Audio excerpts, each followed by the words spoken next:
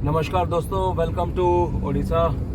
अभी हम लोग अपने नेक्स्ट लेग पे उड़ीसा में आए। परसों शाम को यहाँ पे भुवनेश्वर के पास में एक फ्रेंड है आनंद राव मुरम, तो उसके घर में रह रहे हैं। तो यहाँ से आज हम जा रहे हैं। ये जो रोड आप देख रहे हो, this is Bhubaneswar Puri road. यहाँ से Puri Jagannath temple is around 36 kilometres. Air force के फ्रेंड हैं, तो उन्होंने ये हमें कार दी है। तो we are very thankful to Satyanarayan, उन्होंने हमें गाड़ी दी है यहाँ घूमने के लिए। तो दोस्तों, आज तीर्थ यात्रा का हमारा 7वां की 8वां दिन है। वाराणसी में 3-4 दिन लगाए हमने यहाँ पे।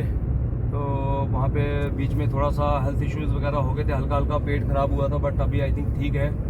थोड़ी सी टायर्डनेस वगैरह ज़्यादा थी, तो इसलिए हमने कल बिल्कुल नहीं घूमा, तो घर में रहे पूरा दिन। तो मामा जी, मतलब सही था कि हमने जो एक दिन बिल्कुल विश्राम किया और कहीं गए नहीं, या कल भी जाना चाहिए था? पहले हमारा प्लान था कि हम कल ही जाएंगे जगन्नाथपुरी। बहुत अच्छा जो हमने एक दिन यहाँ रुक के अपना रेस्ट किया, और अभी रेस्ट करके हम चल रहे हैं, तो दोबारा जैसा लग रहा है। मतलब पूरी बॉडी अभी पूरी रिफ्रेश हो गए। रिफ्रेश हो गया जैसे। मम्मी, कैसा क्या फ़र्क लग रहा है आपको उधर वाराणसी में और यहाँ पे उड़ीसा में? क्या ये फर्क है? मम्मी पूछो, क्या फ़र्क लगा? मम्मी खुशी है, फर्क तो बहुत है। कोई परेशानी वगैरह, कोई थकावट वगैरह तो नहीं लग रही? कोई भी नहीं, कोई थकावट नहीं है, सारी थकावट दूर हो गई है। अब आप सीनियर सिटीजन वगैरह के साथ में कर रहे हो, जो थोड़ा एल्डरली लोग हैं, जो मतलब ज़्यादा चल फिर वगैरह नहीं सकते हैं, एक तरीका तो यह है कि पॉइंट टू पॉइंट जाओ, ठीक है? वहाँ पे जाओ, यात्रा कराई और सीधा घर वापस, ठीक है? लेकिन ये नहीं कर सकते कि आप पहले यात्रा के एक पॉइंट पे गए, फिर दूसरे पॉइंट पे गए, फिर तीसरे जगह गए, फिर चौथी स्टेट में गए, और वो जल्दी गए। मतलब आपने गैप नहीं रखा है तो फिर मुश्किल हो सकती है। तो जिस तरह से हमने हर जगह में 3-4 दिन का प्लान किया हुआ है, तो वो मतलब काफ़ी सारा, मतलब उसमें अगर आप छोटा मोटा बीमार हो रहे कुछ हो रहे, तो आपको रिकवरी का टाइम बहुत अच्छे से मिल जाता है। और अगर आपके वहाँ पे कोई यार दोस्त वगैरह फ्रेंड हैं, जैसे हमारे यहाँ पे फ्रेंड वगैरह थे, तो हमें बहुत फ़ायदा हो रहा है, बहुत मदद मिल रही है। मतलब उनके घर में ही रह रहे हैं, तो जब घर में रह रहे हैं तो समझ लो कि हमें बिल्कुल साफ़ सुथरा खाना मिल रहा है, साफ़ सुथरा पानी मिल रहा है, ठीक है? तो एक मुझे लग रहा है कि एक ये भी वजह रही है कि वाराणसी में 3-4 दिन रहे, हमने काफ़ी स्ट्रीट फूड खाया, इधर उधर टेढ़ा मेढ़ा खाया, तो हल्का सा पेट अपसेट वगैरह भी हो गया था। तो यहाँ पे अगर आप किसी के घर में या कोई आपका बहुत खास दोस्त है, तो वही रखेगा, ऐसे कोई ऐसा वैसा तो नहीं रखेगा। तो एबल बॉडीड पर्सनस हैं, जब ऐसे किसी के घर में रहते हैं तो वहाँ जाके उनको हेल्प वगैरह करना चाहिए, बिकॉज अदरवाइज़ अगर हेल्प नहीं करेंगे तो उनके ऊपर बहुत ज़्यादा लोड आ जाता है। तो देवी और सज्जनों, फाइनली हम पहुंच गए हैं जगन्नाथपुरी जी के पावन धाम में, और यहाँ पे आप सब लोगों का स्वागत है। दिल वाकई खुशी से भर आया, और ऐसा लग रहा था कि बहुत बड़ा अचीवमेंट हासिल किया है हमने। दोस्तों, बहुत ही वाइब्रेंट है जगन्नाथपुरी धाम। जैसे कि इस तरह के फेमस रिलीजियस प्लेसेस होते हैं, और वहाँ पे लोगों की प्रचंड भक्ति को, उनकी आस्था को देख के हमें भी बहुत अच्छी भक्तिमय वाइब्स आ रही थी। हमने दर्शन कर लिए थे, बहुत ही कष्टमय दर्शन हुए हमारे, लेकिन जैसा कि कहते हैं कि जितना कष्ट होगा उतना ही आपको ज़्यादा उसका फल प्राप्त होगा। तो दोस्तों, स्वागत है जगन्नाथपुरी धाम में। जी हाँ, ये जो मेरे पीछे आप देख पा रहे हैं, ये जो भारत के जो 4 धाम है उसमें से एक धाम है। ये महत्वपूर्ण धाम है, इसको पृथ्वी लोक का वैकुंठ धाम भी बोलते हैं, जहाँ पे बताते हैं कि श्री कृष्ण भगवान आज भी यहाँ पे वास करते हैं।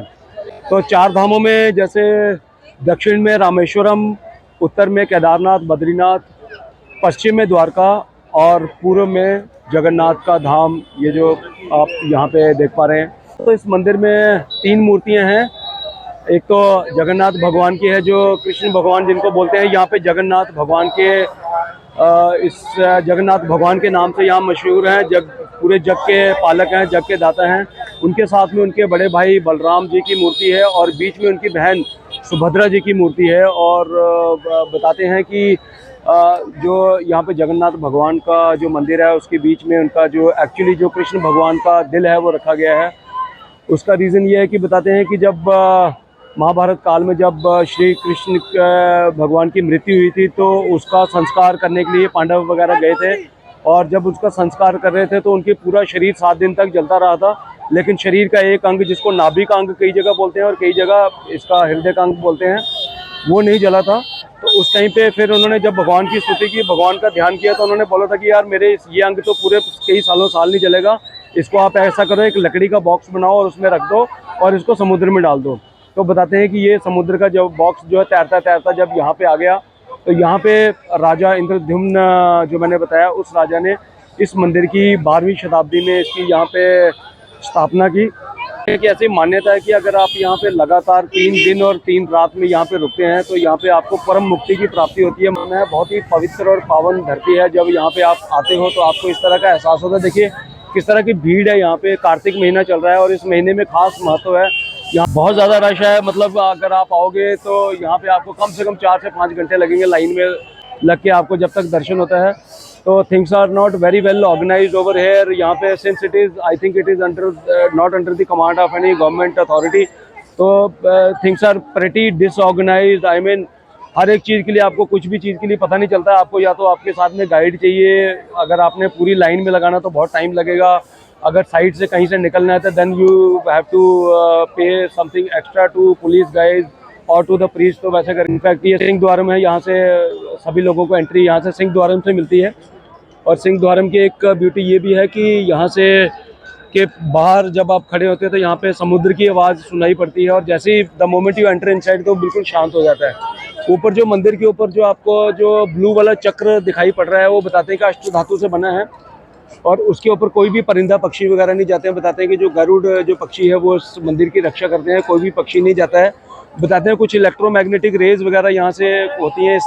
इस मंदिर के ऊपर से कोई हवाई जहाज़ वगैरह भी नहीं उड़ता है। दोस्तों यहाँ मंदिर में जाने के लिए there is no entry ticket, no kind of registration is required. I think जैसे अपना तिरुपति देवस्थानम में, जैसे वैष्णो देवी वगैरह में, मतलब things are pretty organised, very well organised. आपको रजिस्ट्रेशन करना पड़ता है, पर्ची लेना पड़ती है, यू नो, फिर कहाँ पे कौन सी चीज़ आएगी, मतलब बड़ा अच्छे से लेड आउट है। बट यहाँ पे it is a total mad house, total mad rush है यहाँ पे।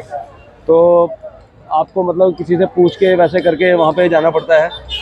तो आई थिंक बेसिक उसका रीज़न ये है कि यहाँ भीड़ भाड़ वगैरह बहुत है। अंदर महाप्रसादम वगैरह बनता है, जो जगन्नाथ भगवान और जो उनके साथ में 2 और सुभद्रा जी और बलभद्र जी जो अंदर विराजमान है, उनको बिल्कुल ही विधिवत उनकी पूजा होती है। मतलब सुबह से लेकर शाम तक, जैसे एक इंसान को भूख लगती है तो उसको खाना खिलाया जाता है, उसको स्नान कराया जाता है, बीच बीच में मंदिर उसी हिसाब से उसको बंद भी किया जाता है।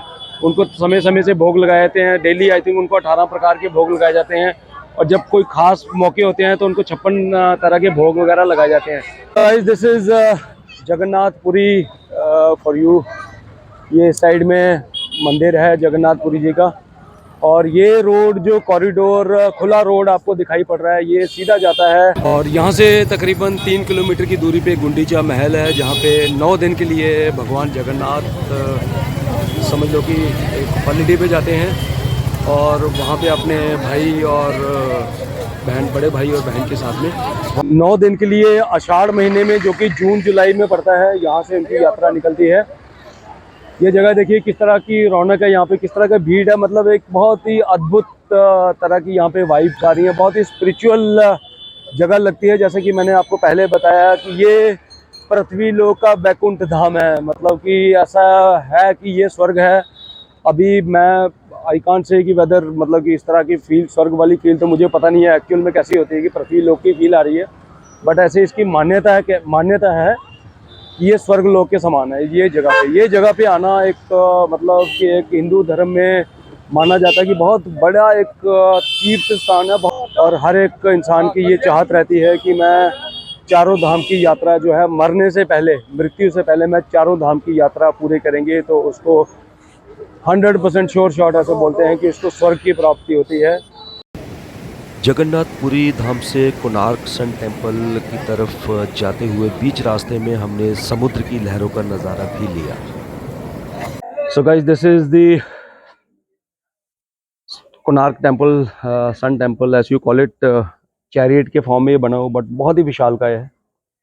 इस तरह के इसमें 24 पहिए लगे हैं जो सन डायल को डिपिक्ट करते हैं। पुराने ज़माने में इन्हीं पहियों पे सूरज की परछाई से ही दिन का समय कैलकुलेट किया जाता था। तो actually the king Narasimha Deva one had given a deadline. उन्होंने बताया था कि भाई ये काम जो है टाइम से ख़त्म होना चाहिए। 12 साल हो गए काम करते करते, तो ही मतलब वो थोड़ा सा रेस्टलेस हो गए और उन्होंने बताया कि भाई इसको टाइम से कंप्लीट करो। अगर टाइम से कंप्लीट नहीं करूँगा, ये सारे के सारे 1200 जो कारीगर लगाए हैं उनको सबको मैं बिहेडिंग कर दूंगा, मतलब सबका गला काट दिया जाएगा। अगर ये पूरा उसने एक टाइम दे दिया, टाइम सेट कर दिया।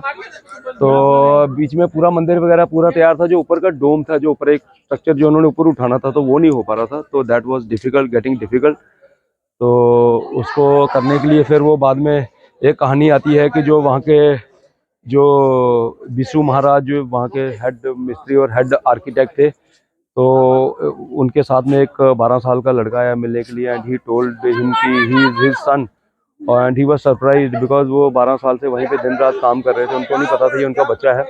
और जब वो बेटा आया तो बेटे में कुछ अद्भुत शक्तियाँ थी, तो बेटे ने फिर उनको हेल्प करवाया था, वो डोम बन गया। फिर भी लेकिन जो वर्कर्स थे उनको लग रहा था कि यार जब राजा को पता चलेगा कि यार ये छोटे से लड़के ने कंप्लीट करा दिया, तो हमें नहीं कराया तो हमें मार दिया जाएगा। तो उसी टाइम पे फिर क्या हुआ कि ये बात सुन के जो लड़का, जो धर्मपता जो लड़का था, वो गया। उसने मंदिर के ऊपर से जाके उसने चंद्रभागा रिवर इसके साइड पे जा रहा है, उसने वहाँ से छलांग मार दी एंड ही कमिटेड सुसाइड।